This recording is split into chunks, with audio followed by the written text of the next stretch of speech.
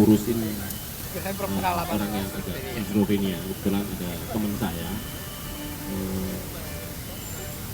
dia apa teman kuliah, terus dia pulang kampung, kita dengar dari teman-teman bahwa dia ternyata bertindak sangat aktif dan nggak ada arah gitu.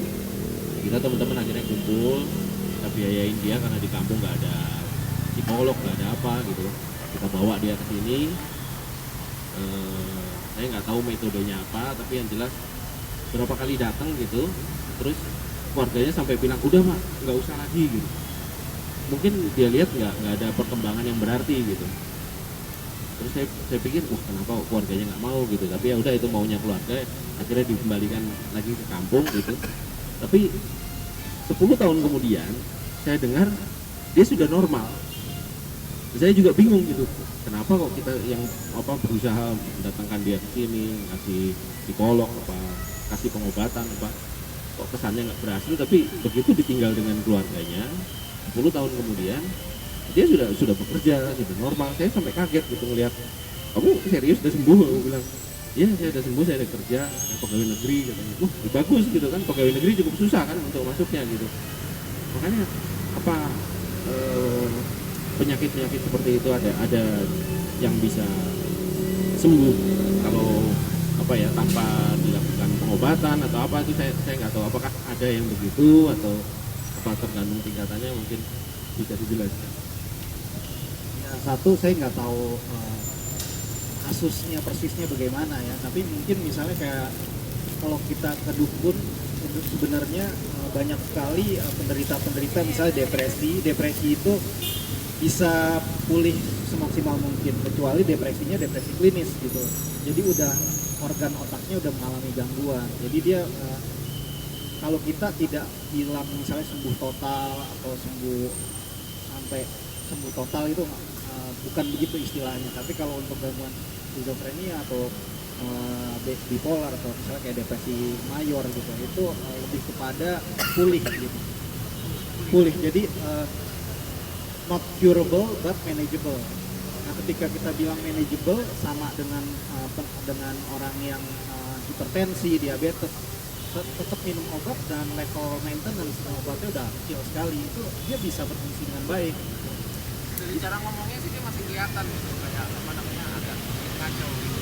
Tapi sudah cukup, kayaknya sudah normal. Jadi ada orang-orang yang bisa beradaptasi ya dengan gangguan yang dialami. Jadi ketika kita bicara gangguan jiwa itu, mungkin diantara kita pernah mengalami gejala. Jadi ketika kita mengalami gejala tapi tidak menjadi gangguan, ya itu no problem gitu. Tapi ketika gejala itu sudah mengganggu kualitas hidup kita dan orang-orang sekeliling kita, itu namanya udah menjadi gangguan. Jadi ada namanya trilogi kenyamanan. Jadi harus nyaman buat diri sendiri, nyaman buat keluarga, nyaman buat lingkungan. Apabila trilogi kenyamanan itu terganggu, biasanya kualitas hidupnya juga udah sangat menurun. Jadi itu saatnya kita harus segera konsul ke yang ahlinya. Jadi inilah yang perlu kita sadar. Dan terus kemudian juga untuk teman-teman yang wanita juga misalnya, kita harus sadar bahwa misalnya kita pernah mengenal misalnya baby blues gitu. Kalau baby blues itu kan cuma depresi pasca kelahiran yang berlangsung hanya sehari sampai seminggu lah, karena 10 hari. Tapi kita mesti aware ada yang namanya postnatal depression gitu. Nah, jadi setelah dia melahirkan atau pada masa kehamilan dia udah depresi, udah mengalami gangguan psikotik misalnya, itu udah mesti aware gitu. Terus kemudian setelah dia melahirkan dia depresi berat, nggak ada connection sama bayinya, dia merasa bukan ibu yang baik gitu. Akhirnya dia si bayinya ini nanti jadi rentan gangguan jiwa gitu. Nah, kalau dia udah berlangsung bulanan, ya itu segera bawa ke konsul aja, karena ini udah biologik gitu biasanya.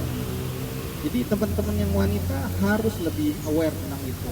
Organisasi di Australia misalnya Beyond Blue khusus mengenai depression itu sampai menitik beratkan masalah postnatal depression ini sebagai satu prioritas gitu. Misalnya tiba-tiba istri kita nuduh suaminya selingkuh padahal nggak ada apa-apa, nggak ada buktinya gitu ya, dan dibuktikan bagaimana juga dia paranoid sekali gitu, tonton nggak bisa berubah gitu. Bisa seperti itu, jadi gejala paranoid munculnya, terus juga yang dengan yang ahli bisa kelihatan gitu.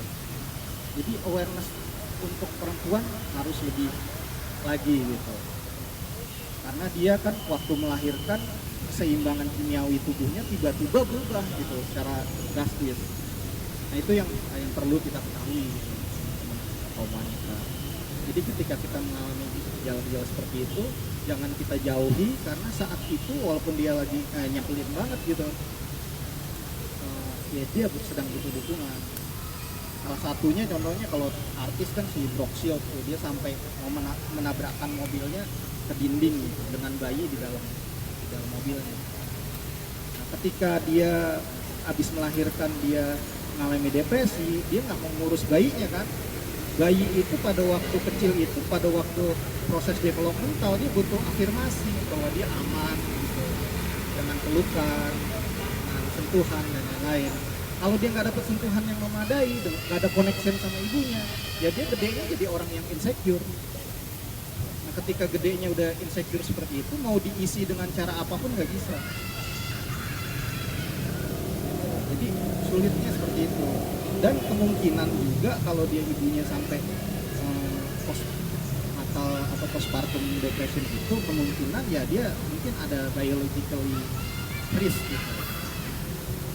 Jadi ini awareness kita semua gitu, bahwa masalah kesehatan jiwa tuh bukan jokes juga gitu loh, bahwa masalah kesehatan jiwa itu kepentingan kita semua.